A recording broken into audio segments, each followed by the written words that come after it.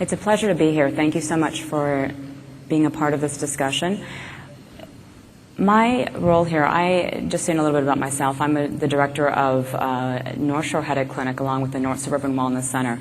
In my center, what I find amazing is that patients come in oftentimes with a wide range of complaints, and oftentimes they're looking for answers and looking for directions of treatment that may be a little bit out of the box. And my discussion today will be specifically on whole body vibration, specifically using the power plate.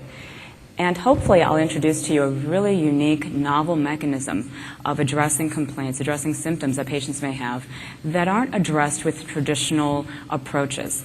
And for those of you that treat patients that tend to not respond to our traditional modalities, you will find this to be a very unique modality. So let me tell you a little bit about it. Whole body vibration. First, let's just define some concepts here. Vibration itself. What is vibration? We're specifically talking about mechanical vibration, not electric, not looking at heat or sound, but mechanical vibration, also known as oscillations. And this is a periodically repeated inversion of the movement direction. You can have harmonic or non-harmonic vibration. And when looking at the power plate, we're looking specifically at harmonic vibration. This is predictable. This is very it's repeatable, predictable vibrations. And some characteristics of the power plate vibrations to keep in mind. First, looking at its unique multi-dimensional, multi-planar platform. The direction itself there are three different directions. You have the up and down, forward and backward movement of this power plate. And this is very unique. You know, and as we move forward, I'm going to describe why this triplanar direction is very important in treating different types of ailments. Characteristics also of the plate, some other things that are actually modifiable, specifically the frequency. Now, the frequency is defined as the number of times per second that the plate moves up and down. And specifically, it's expressed in hertz. And for example, if you position the individual on the plate and choose a frequency of 25 hertz, what that specifically means is that the plate is moving and dropping at 25 drops per second. And this can be modified depending on what is looking to be generated. The air also is another modality depending on the type of device that's purchased, but the air actually can be modified. And for example, let's say there's a heavier individual that steps on the plate.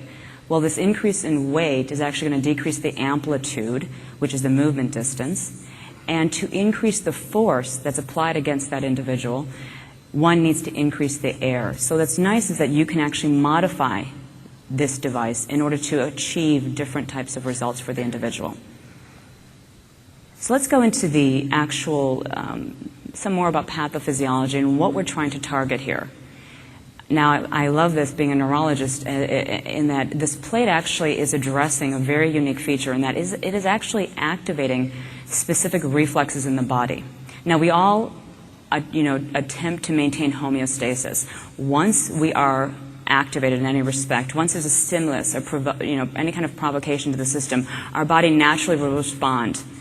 And in a very classical way, when you look at the reflex arc, all right, we have the 1A sensory afferent fibers that are sending signals into the spinal cord, and then in response, the classical reflex is to have elicit a motor neuron response, which is the effector muscle will contract. Well, let's take this further and look at the plate itself. The plate itself, the plate is actually, with its this vibration, there's actually a transduction of this vibration to the system. There's an activation of those sensory fibers that typically would get activated. For example, if you're hitting the Achilles reflex with a reflex hammer. The same idea if you put a patient on the plate, when the plate is dropping with this frequency, every drop, every change that sensory neuron is taking in, that's going to elicit a response from the nervous system. And what's interesting is this response itself can be involuntary. So you're tapping into an involuntary reflex arc, and then add this, have the patient actually activate the muscle. So you can tap into an involuntary response system and a voluntary system. And what I think is interesting here is when we look at the monosynaptic pathway, which is that involuntary reflex arc, To take it clinical for a moment, let's say we put a patient on the plate that has cerebral palsy and has a limited ability to move the limb or cannot move one side of the body, and that patient has no voluntary control of that set of muscles. Placing the patient on the plate, and specifically putting that area, that limb that is, voluntary under no control on the plate, that is, dropping at, let's say, a frequency of 25 hertz, the body has no choice but to respond by contracting.